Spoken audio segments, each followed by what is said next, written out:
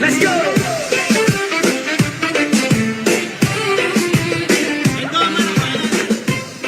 Hi everyone, my name is Brian Amara H. Evangelista. I am 8 years old, ang munting reyna ng drama at rampa. And I thank you. Hi everyone, my name is Emmanuel Escatindig. I am 9 years old, ang friendly, charming ng Bangbang. Thank you.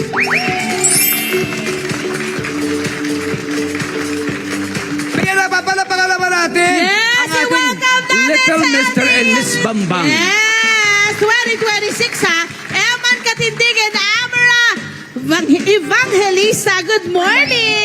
Good morning. Good morning. Ay, kasama rin nila ang kanilang mga supportive mommies. Ayan, Si Mami dito sila. Rosel and ang Mami ni Eman at Oo. si Mami Huwag po kayong Jo, mag-alala. Hindi ang po Mami sila... ni Amara. Huwag po kayong mag-alala. Hindi po sila pumuntang mag-isa rito. Yes, Nandito kasama po po mga nila ang magulang. kanilang mga magulang. May supervision po na magulang. Yes. Ayan, napapakita Hello, natin mamaya. Amara! Hello, Eman! Hello po. Good morning! Hello po. Morning po. Hi. Kawayan mo naman si Ate Love. Si Ate Love, kawayan mo naman. Ha? Ayan. Nakakatawa sila, my friend, kasi itong Si Amara and si Amara, ang Oo. nakakatuwa sa kanya, mahiyain siya. in real life. Oo, sa in real personal. life, tama ba, Amara? Mahiyain ka? Opo. Paano ka napunta rito sa pageant? At nanalo siya. Correct, ha? Paano ka paano nasumali? ka napasali sa pageant? Yung kapitbahay po namin. Kasi po yung kalaro ko po, kasama po siya sa pageant. So, sinali po ako ng kapitbahay. So, imbis na yung kaibigan, pero pareho kayo ng kaibigan mo na sumali. Opo. So, wala ka talagang plano na sumali noon sa pageant na yon. Opo.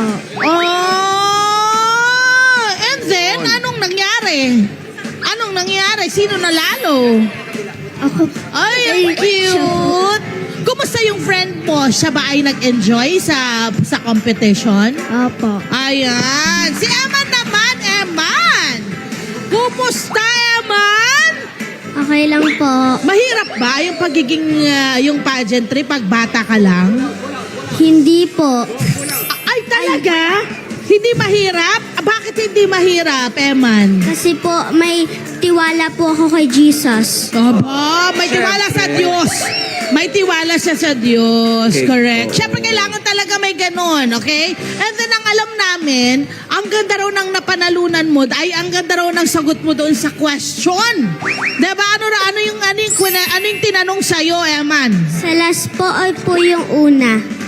Ano Ano yung sa tingin mong nagpanalo sa'yo doon sa competition?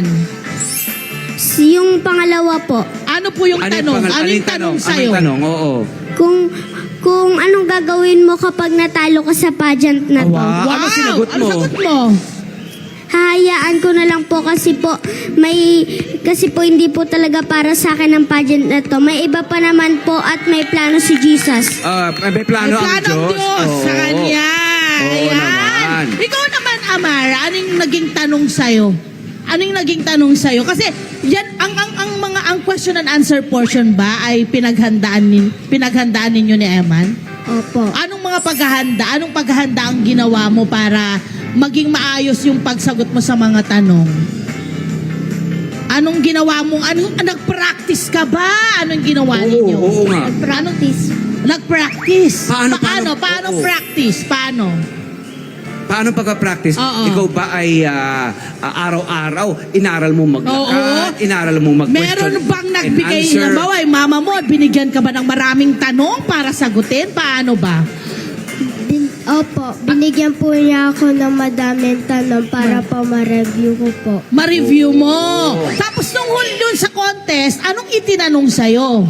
Ano po ang favorite kong subject sa school? Anong sinabi mo? Science. Bakit science? Kasi po madami po ako natutunan doon. Yan! Talaga naman, I know. Diba? Naka-post pa rin Yung siya. post niya, na, kahit sumasagot siya, naka-posing pa rin yung kanyang mga paa. Ayan, no? Ang cute. Tinuro ba yan? Sino ba nagturo sa'yo mag-posing-posing na ganyan? Na kahit na Parang tinatanong si ka, mami eh. naka-posing Parang ka pa nanay. rin. Parang mami niya eh. Si mami mo? ba? Si mami mo ba? nagturo sa'yo? Hindi. May Kaklase po ng ate ko. kaklase. Ah. Alam mo kung bakit? Oo. I think si Amara at yung mami niya, yung kapatid niya, ay nagpa-pageantry din. Oo. So, yun pa yung sa tingin mo parang gusto mong sundan, Amara? Opo. Sina ate mo. Oo. Oh. Emma, ikaw! Sino sa pamilya mo ang nagpa-pageantry?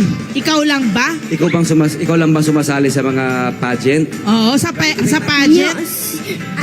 Yung daddy ko po, hindi po siya sumasali pero dancer po siya. Ayun! Nasa ano siya, show business performer siya. Performer. Nasa show business. Oo. Okay. So, ibig sabihin, ang talent mo sa pagsasayaw, Eman? Opo. Aba, hindi kami naniniwala. Oo, Kailangan kailangan pakita natin. makita yun. Pwede ba natin pakita yung Pwede ba may pagsayaw na yan? sample? Sample? Music? Ah, Ano, okay, music? Music! Wow! Yun o!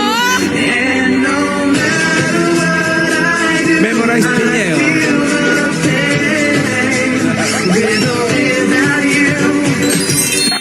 Ay, kasi nalalaglag yung ano niya, hawakan ko muna, bebe. Sige.